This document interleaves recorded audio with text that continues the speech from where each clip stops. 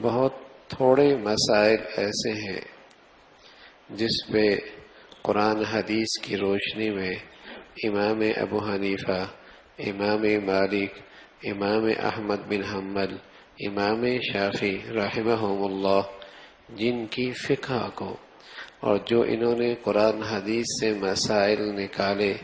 جنہیں اللہ نے خوب قبولیت بخشی ہے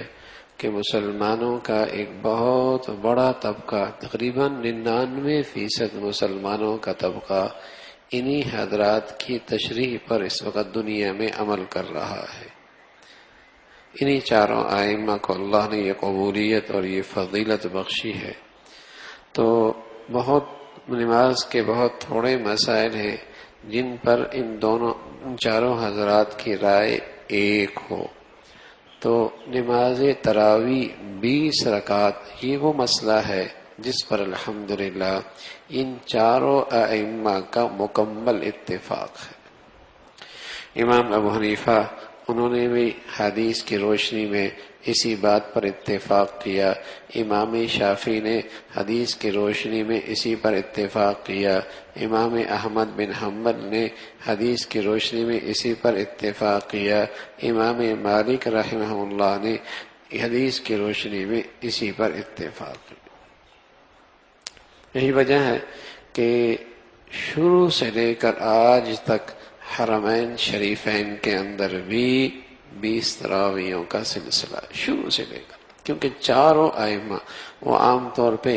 امام احمد بن حنبل رحمہ اللہ کی پیروی کرتے ہیں اور قرآن حدیث سے جو انہوں نے مسائل نکالے اس کی اتباع کرتے ہیں۔ تو پہلے وہاں 4 مصلی ہوا کرتے تھے چاروں ائمہ کے، بعد میں پھر ایک امام کی مطابق وہاں نماز کا سلسلہ ہوا، لیکن الحمدللہ شروع سے لے کر آج تک وہاں 20 رکعت کا اہتمام ہے، اس لیے کہ یہ وہ مسئلہ ہے نماز کا جس پر چاروں ائمہ کا اتفاق رہا ہے، چاروں ائمہ کا اتفاق رہا ہے۔ اور رمضان میں یہ مسلمانوں کے لیے بہت بڑی نعمت ہے۔ بس اوقات پورے سال قرآن سننے کے موقع نہیں ملتا، بلکہ توفیق بھی نہیں ہوتی، لیکن سبحان اللہ ان 20 تراویحوں کی بدولت کمزور سے کمزور مسلمان کو پورے قرآن سننے کی سعادت مل جاتی ہے۔ ایک تو نماز قرآن کا سننا ہے بیٹھے بیٹھے، اور نماز سے علیحدہ قرآن سننا اس پر بھی بہت اجر ہے، اور پھر ایک رمضان میں قرآن سننا اور وہ بھی نماز میں سننا بہت بڑی سعادت کی بات ہے۔ تو اس نعمت کی بدولت عام سے عام مسلمان کو بھی یہ سعادت ملتی ہے کہ وہ رمضان کے اس مقدس مہینے میں پورا قرآن سن لیتا ہے،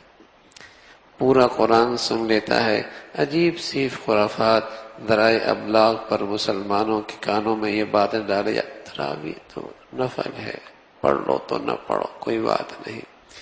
یعنی موضوع بحث یہی بن گیا ہے۔ اور بعض ایسے کچھ پڑھ کے چلا جا رہا ہے، اسی کا نتیجہ ہے وہی ذرائع ابلاغ کی فضولیات اور لغویات جو کانوں میں پڑھ پڑھ کے یہ ذہن بن گیا، پڑھ لی کوئی بات نہیں، 4 پڑھ لی، 6 پڑھ لی، 8 پڑھ لی، 10 پڑھ لی،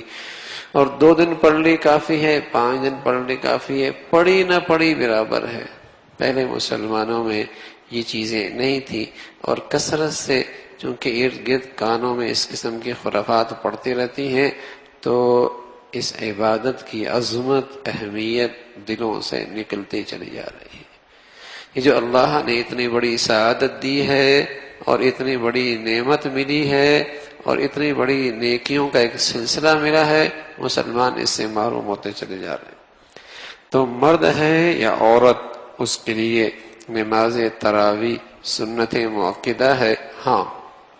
حضرت عائشہ رضی اللہ تعالیٰ عنہا ہے، اللہ کے نبی صلی اللہ علیہ وسلم نے حضرت عائشہ سے فرمایا، عائشہ بیت اللہ کے اندر نماز پڑھنا چاہتی ہو؟ کہا یا رسول اللہ کیسے؟ فرمایا اپنے حجرے کے اندر نماز پڑھ لو، یہ ایسا ہے جیسے بیت اللہ کے اندر نماز پڑھ رہی ہے۔